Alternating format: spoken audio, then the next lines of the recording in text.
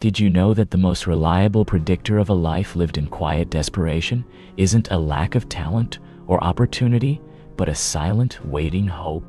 The hope that someone someday will see your struggle and step in to make it all stop. I need you to understand something right now. That hope is a poison, and its antidote is the single hardest truth you will ever swallow. No one is coming to save you. That is the bad news. And it is also, I promise you, the very best news you will ever receive. I want to tell you a story about the years I spent in that waiting room. I curated my suffering, polished it like a precious stone, believing its beauty would attract a rescuer. I whispered my dreams into the dark, expecting the universe to whisper back a plan. I offered my pain up like a prayer, waiting for a sign, a hand, a miracle. And in return, I got silence. A long, unbroken silence that eventually became so loud, it shattered every illusion I had. That silence is where I learned the first raw lesson. The cavalry isn't just delayed. It does not exist. You are alone in the trench. This feeling, this crushing weight of absolute existential solitude, is where everything actually begins. We are taught to frame suffering as a drama, a battle cry, something to be showcased and sympathized. But real suffering is none of those things. It is a private, dull ache. It is the fourth hour of a sleepless night where the only sound is your own heartbeat. It is showing up when every cell in your body screams to lie down. It has no audience, no soundtrack, no climax. It is just you, and the weight, and the choice to carry it one more day. This is the forge. And in this quiet, unobserved space, a peculiar strength is born. It is not the strength of a hero in a story. It is the strength of a single brick placed on top of another, in a wall no one will ever see you build. This is where the one change happens.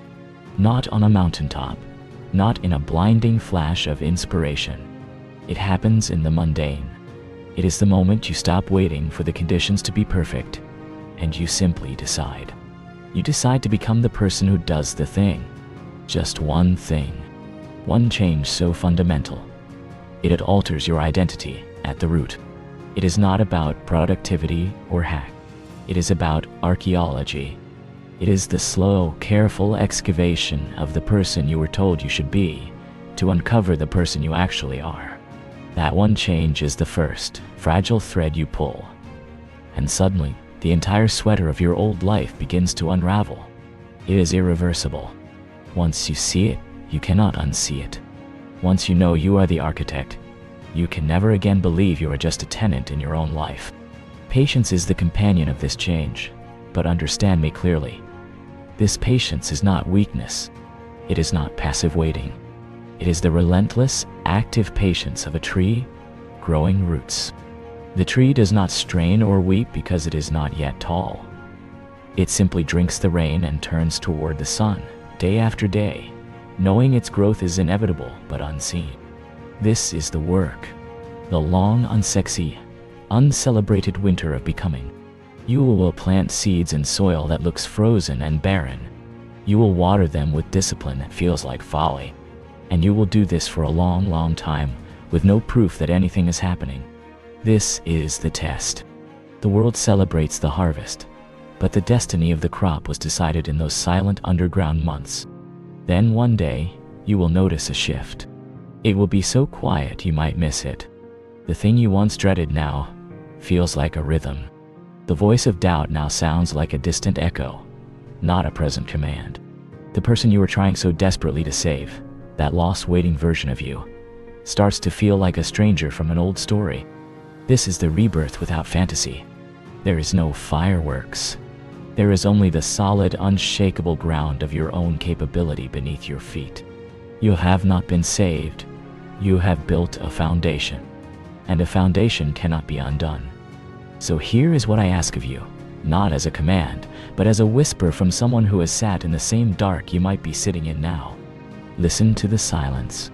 It is not your enemy. It is your invitation. The liberation you seek is on the other side of that one decision, that one change, that first brick you lay in the dark. You already know what it is. It has been whispering to you in your most honest moments. It is small. It is simple. It is yours. Do not look for a hero's journey. Embrace the quiet, meticulous craft of becoming your own. The world is not coming to save you. And that is how you finally, beautifully, save yourself. Just begin. Build. And keep going.